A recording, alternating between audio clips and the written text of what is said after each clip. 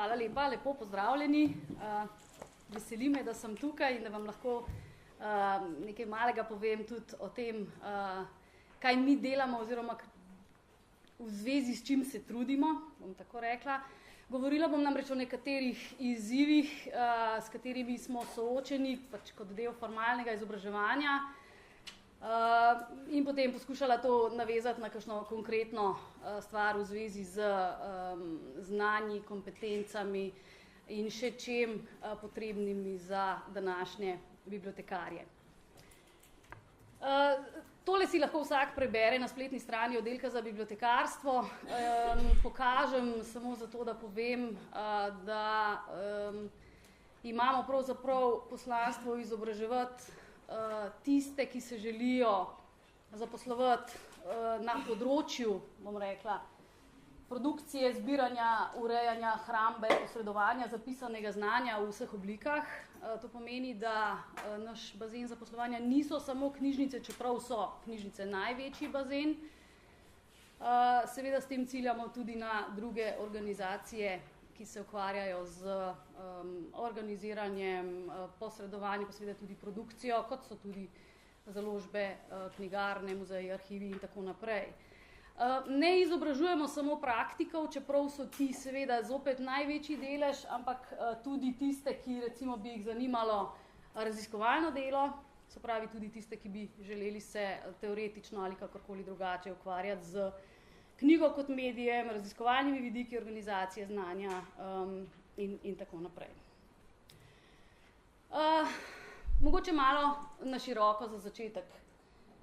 Rečemo si informacijska družba, na znanju temelječa družba, učeča se družba in tako naprej. S tem seveda želimo poudarjati to, da se kot družba spreminjamo in mora temu seveda slediti tudi kakršnokoli učenje oziroma pridobivanje znanja. Jaz mojim študentom, mogoče vas je kaj tudi tukaj, ki ste to še slišali od mene, dostikrat rečem, nič vam ne morem povedati ali pa nekaj dosti o tem, kaj boste delali, ker zaposleni bomo koliko časa? Ne, se pravi, samo šlogar bi vedel, kaj bo čez 20, 30, 40 let. To se pravi, učite se za poklic, ki še ne obstaja. Mogoče se bo sicer tako imenoval, dela in naloge se bodo pa gotovo spreminjale, razvijale, prilagajale. Ne? In seveda poskuša temu slediti tudi področje izobraževanja, ne samo formalnega, seveda tudi ostale oblike polformalne, permanentne in tako naprej. Se pravi, presegli smo tisto, da najprej šola, pol pa služba, presegli smo tisto, da se v šoli naučimo večino tega, kar potem uporabljamo pri delu. Spremembe se porajajo pri delu. Jaz sem si tukaj sposodila eno tabelo, kolega, ki je pred časom predaval o znanju in študiju kot vstopnici v kariero. Se pravi, nič več en poklic v življenju. Danes vemo, da naj bi, zdaj, koliko te podatki držijo, ne vem, današnji 20-letnik do svojega 30. leta zamenjal okrog 7 zaposlitev in opravljal zelo veliko, raznoliko, široko paleto del in nalog. Tole poslušnost in delaj, kar ti naročim, se tudi, če recimo gremo gledati različne vsebine v oglasih za prosta delovna mesta, ne, se premika v smeri dodane vrednosti, ustvarjalnosti, ne. Seveda tudi vedno večji poudarek dobiva mentalno, ustvarjalno, emocionalno tudi delo. Kar se tiče sprememb tehnologije, jaz tukaj uporabljam eno analogijo z enega čisto drugega področja. Ne vem, če je kdo že kdaj videl slike tega avtomobila. Priznam, da mogoče bi ga rada imela v garaži, pa marsikdo verjetno od vas tudi. Gre za Mercedes, ki je bil pred leti sicer samo kot idejni koncept zasnovan in je sprožil kar velika vprašanja. Ni prišel v redno proizvodnjo, ne da se ga kupiti. Je pa sprožil kar nekaj vprašanj glede tega, kdo je kompetenten za upravljati tak avto, namreč na armaturi mu nekaj manjka, če ste opazili. Nekaj takega zelo bistvenega za tiste, ki smo šli skozi običajno usposabljanje za pridobitev licence, ki nam dovoljuje vključevanje v promet, a ne, to je volan. In pojavljale so se, bom rekla, debate o tem, kdo je bolj kompetenten, tisti, ki smo to opravili, ali mogoče gamerji, ali kako, če se navežem na predhodno, tisti, ki igrajo računalniške igrice. Ne. Še enkrat, avto ni prišel v redno proizvodnjo, tako da je očitno je bilo takrat prezgodaj, to bilo leta 96, drugače. Je pa hud, res hud.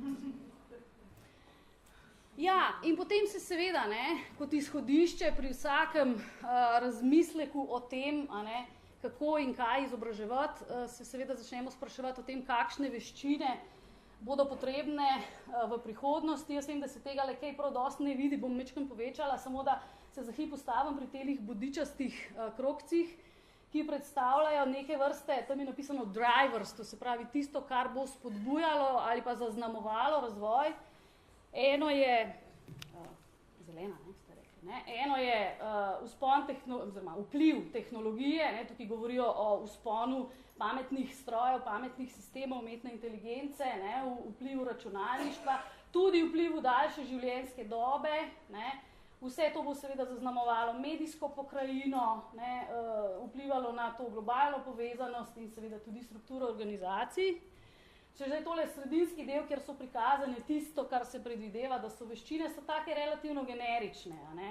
Ustvarjanje smisla, prilagodljivo razmišljanje, transdisciplinarnost, socialna inteligentnost, nova medijska pismenost, določene stvari povezane z računalniki, upravljanje kognitivnega napora, medkulturna kompetentnost, ali cross-kulturna, kot tle piše, naravnanost za ustvarjanje in pa tudi seveda virtualno sodelovanje. To je bilo leta 2011, ta shema ni čisto nova, se pa kar naprej pojavljajo debate o tem, kaj in kako naprej, glede veščin. To vemo že, ali pa vedo,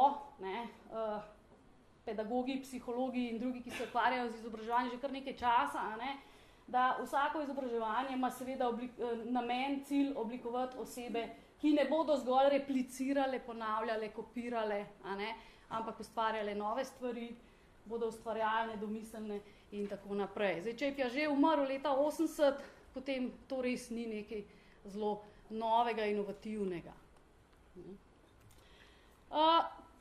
Nekaj težav pa predstavlja to, kako se to potem vključuje ali pa uresničuje, na primer v kontekstu formalnega izobraževanja. Se pravi, s testi, pa seveda tudi z drugimi aktivnostmi v izobraževanju, tukaj se je treba odkrito priznati, premalo merimo, spodbujamo različne veščine, za katere smo danes že velikokrat slišali, da so pomembne. Tudi v bibliotekarstvu, tudi v knjižničarstvu. Naprimer, sočutje, motivacija, humor, empatija, smisel za lepoto in tako naprej. Naslov za tale slajd sem si izposodila v članku novinarke Ranke Ivelja prejšnji teden v Dnevniku, ki je govorila o tem, kako na kognitivne sposobnosti posameznika vpliva to, kako je izpostavljen različnim miselnim, kognitivnim naporom, pa tudi zadolžitvam, se pravi delom in nalogam, med izobraževanjem, pa seveda tudi v toku svojega življenja. Nepresenetljivo seveda rezultati kažejo, da če ne delamo kompleksnih stvari, potem naše sposobnosti na kognitivnem področju seveda upadajo. In tukaj se je treba resno vprašati, kam merimo, kakšne so tudi konec koncev naše družbene vrednote, pa seveda tisto, kar se potem odraža tudi v izobraževalnih sistemih. Namreč, pristno, učinkovito izobraževanje naj bi spodbujalo prav to, kar danes govorimo, da primanjkuje. Intelektualne veščine, katerih posledica je globoko, trajno, prenosljivo znanje, etika, socialne veščine, seveda tudi tehnologija, kot ena od zelo pomembnih skupin kompetenc, čemur se vse skupaj potem dostikrat reče tudi spretnosti za življenje in kariero. To se pravi, izobraževanje naj bi na nek način razvijalo znanja z področja tega, kako razmišljajo, komunicirajo, sodelujejo, ustvarjajo in tako naprej strokovnjaki, tisti, ki so pripadniki določene stroke.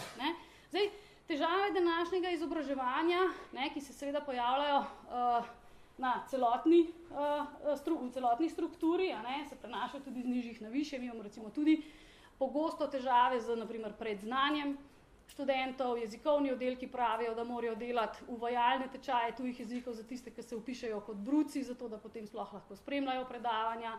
Mi imamo težave, naprimer, ko želimo kakšno hierarhijo, kakšno klasifikacijo znanosti ali pa disciplin ali pa področji razložiti na kakšnem preprostejšem primeru, pa se potem pogovarjamo, a bi bila smreka iglavc ali listavc, ne? Kako boš potem kakšno klasifikacijo naučil, če teh osnovnih znanj zmanjka, in se potem upravičeno sprašujemo, kje naj pa začnemo izobraževati. Ne? Kako naj vplivamo na naše okolje, a ne? Da bomo tudi mi na nek način lahko začeli tam, kjer naj bi začeli. A ne? Tukaj se ne bom izognila tudi ne vplivu tehnologije na družbo in posameznika, namreč vse stopnje formalnega izobraževanja se soočajo z in relativno slabo odzivajo na tale izziv. A ne? Ljudje se bomo vedno znašli. A ne? Tudi mi smo se, ko smo še študirali in se izobraževali, ampak tukaj je dejansko se treba vprašati, kako se odzvati na te okoliščine. Se strinjam, da je tehnologija super, krasna, marsikaj olajšuje, ampak če se spomnimo tistega, ne, želimo biti ustvarjalni ali pa želimo take posameznike ustvarjati, oblikovati, a ne, je treba tale pristop preseči. Zdaj, če se majčkano potem spet, oziroma če se zdaj obrnemo v smer našega izobraževanja, poleg teh izzivov, ne, se pravi predznanje, poleg teh izhodišč, ki prihajajo iz pedagoških in tako naprej logov, se mi seveda vse skozi naslanjamo tudi na različne kompetenčne modele, kompetenčne indekse in podobne nabore kompetenc za informacijske profesionalce 21. stoletja, pa tako naprej. A ne? Sej ne bom, enega bom samo pokazala, zato da ilustriram, o čem govorim. Potem seveda so tukaj tudi mnoge smernice za oblikovanje izobraževalnih programov, ki zelo poudarjajo to vpetost bibliotekarstva v družbo. A ne? Potem je tukaj seveda neposredno okolje, a ne, se pravi delodajalci, tukaj namenoma nisem napisala samo knjižnice, a ne, ker če še enkrat spomnim, a ne, gre za širši nabor. Se pravi tisto, kar se v delovnem okolju dogaja, pričakuje, ne, kar vse skupaj seveda vodi k po eni strani čim širšemu naboru znanj in kompetenc, po drugi strani pa seveda odpira vprašanja specializacije. Specializacije, kakorkoli jo razumemo. A ne. Lahko se pogovarjamo o mladinskih knjižničarjih, lahko se pogovarjamo o strokovnjakih za delo s osebami s posebnimi potrebami, medijski, skratka, karkoli pač vzamemo v smislu specializacije. V toku formalnega izobraževanja se to, bom rekla, delno rešuje z ponudbo izbirnih vsebin. Obvezne vsebine poslušajo vsi, ki so vpisani v določen študij, preko izbirnih vsebin, vsaj taka je bila ideja, pa jim je ponujena možnost, da se tukaj oblikujejo, bom rekla, svoj karierni profil oziroma si naberejo kompetence take, ki njim kot posameznikom so bližje. Je to splošna knjižnica, je to šolska, visokošolska, lahko so digitalne vsebine, slikovne informacije ali kaj podobnega. Ta je eden od kompetenčnih modelov. Jaz sem se po razmisleku odločila, da ne bom nobenega od tujih uporabljala, ampak sem vzela enega iz naših logov, ki je sicer nastal leta 2010. Jaz sem ga tukaj majčkeno preoblikovala, malo posodobila, določene stvari izločila, ker osnova je bila pripravljena samo za šolske knjižničarje. Skratka, o vseh teh kompetencah razmišljamo v kontekstu izobraževanja. Se pravi, zgornji del je ta profesionalni, strokovni, knjižničarski, če želite, ali pa vsaj delno knjižničarski, a ne? Se pravi strogo bibliotekarsko znanje, ki se dotika knjižnice in njenega delovanja, informacij, organizacije informacij, gradiva seveda, ne? Tam sicer piše samo pridobivanje, ampak je mišljeno na splošno, a ne? Drugi del, in seveda potem obdelave, a ne? Drugi del so te bolj informacijsko zaznamovane veščine, kamor sem jaz uvrstila tudi tehnologijo, čeprav bi jo lahko tudi še kam drugam. Pedagoško znanje sem pustila samo takole nedodelano, zato ker se ne bi spuščala čisto prav v tista pedagoška, a ne, znanja. Spodnji del sheme so pa tiste spretnosti pa osebne lastnosti, a ne, ki po eni strani olajšujejo, bogatijo, včasih tudi otežujejo pridobivanje znanja, torej učenje, po drugi strani pa seveda tudi opravljanje dela, takrat, ko je to v neki delovni organizaciji. Zdaj to med spretnostmi so to analitične spretnosti, reševanje problemov, odločanje, hitro razmišljanje, komuniciranje, ustvarjalnost, prilagodljivost, medsebojne skupinske spretnosti, voditeljske oziroma organizacijske spretnosti. Med osebnimi lastnostmi, to je bilo pa danes že nekajkrat izpostavljeno, imamo pa smisel za delo z ljudmi, osebna odgovornost, odnos do storitev in seveda predanost poklicu ali pa odnos do poklica, tako kot si ti Sabina prej govorila. To je, se pravi, eden od, drugi modeli to delijo nekoliko drugače, tudi kakšne druge kompetence še poudarjajo, ampak o takih, to je kontekst, o katerem, eden od kontekstov. Po drugi strani sem rekla delodajalci.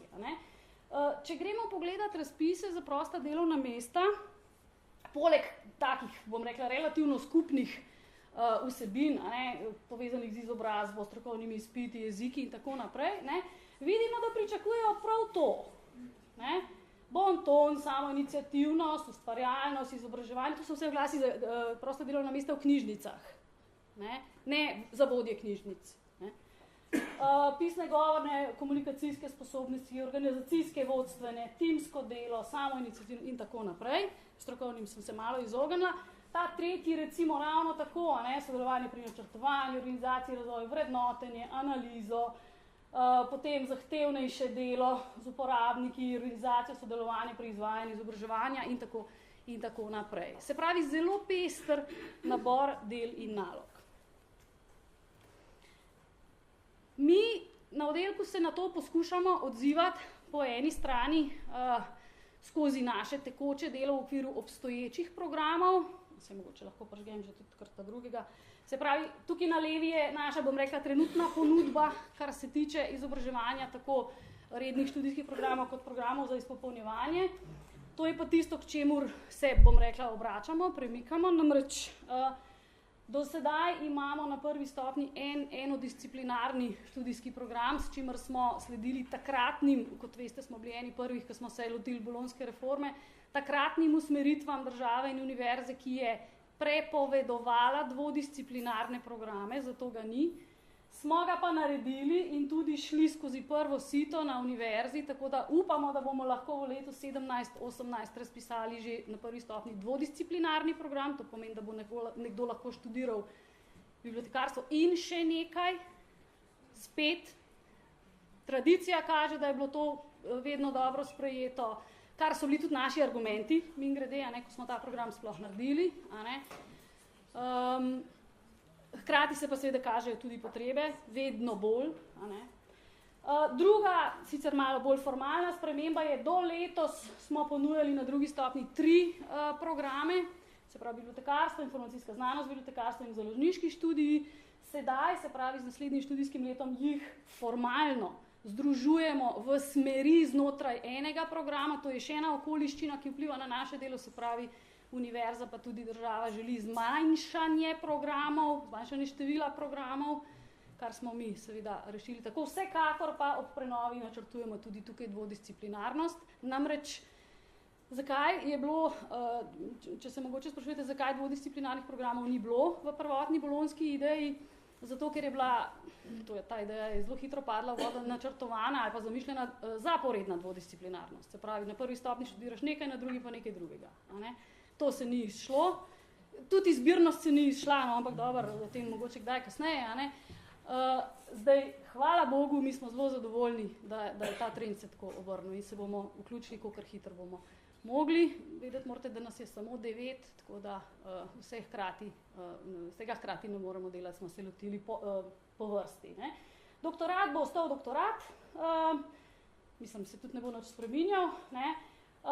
Kar se pa tiče programa izpopolnjevanja, ta hip, se pravi, da ga ponujamo, to ni redni študijski program, ampak za tiste, ki so že v knjižnicah, se pravi za šolske, po novem pa tudi, tukaj bi lahko napisala tudi bibliotekarji, se pravi po novem program izpopolnjevanja kot smer znotraj obstoječega še za knjižničarje, o tem bom nekaj malega še v nadaljevanju rekla, kako je stvar zamišljena. Preden pa začnem s tem, bom pa samo še nekaj malega povedala o tem, kako mi poskušamo povezovati, ne? Tisto, kar se poučuje in tisto, kar se, bom rekla, na terenu dogaja, ne? Eno je praksa, ki jo imamo zdaj na obeh stopnjah, se pravi, študenti grejo v okolje delovnih organizacij. Drugo je, da poskušamo biti, kolikor se da, praktični, življenjski pri študijskih zadolžitvah. Študenti delajo na primer zasnove digitalnih knjižnic, recimo delajo analize delovnih procesov v knjižnicah, pripravljajo različne oblike izobraževanja za različne uporabniške skupine in tako naprej, večinoma v okviru kakšnih seminarskih zadolžitev. Seveda delajo tudi kakšne raziskave in tako naprej, ker jih tudi tega učimo, ne? Potem so seveda tukaj obiski, ekskurzije, se spomniš, Sabina, ne? Smo bili tudi pri vas, pa tudi po drugih knjižnicah, tudi v tujini, to so seveda zagrabili tudi študenti sami in sami hodijo na ekskurzije, tudi v svoji lastni organizaciji. Zmeri smo sicer formalno dobrodošli zraven, ampak z veseljem tudi prepustimo organizacijo in udeležbo tudi res študentom, zato ker imamo občutek, da je vzdušje nekoliko drugačno, če tam en tečen profesor zraven res ne gre. Veliko, kolikor se da, vključujemo v predavanja zunanje izvajalce, se pravi sodelavci iz prakse, ki nam včasih izvajajo cele predmete, včasih gostujejo pri posameznih predavanjih, razpisujemo teme diplomskih, magistrskih in doktorskih del v povezavi z predlogi, pobudami, ki pridejo iz prakse. Seveda se v okviru različnih priložnosti srečujemo z različnimi delodajalci, kar nekaj smo tudi že zasnovali, pa tudi že izvedli skupnih projektov, raziskav, iz tega tudi kar nekaj objav. Recenziramo različna strokovna dela, smo tudi mentorji tistim, ki se želijo usposabljati, izobraževati pri nas, ali so mentorji tudi včasih, a ne. Smo člani različnih strokovnih, delovnih in tako naprej teles in komisij in seveda preko tega in preko še kakšnih drugih stvari spremljamo in v študijske vsebine prenašamo trende. Čist na kratko za zaključek, to je moj zadnji slajd. Niste še vstal, to pomeni, da sem v redu. Zasnova novega programa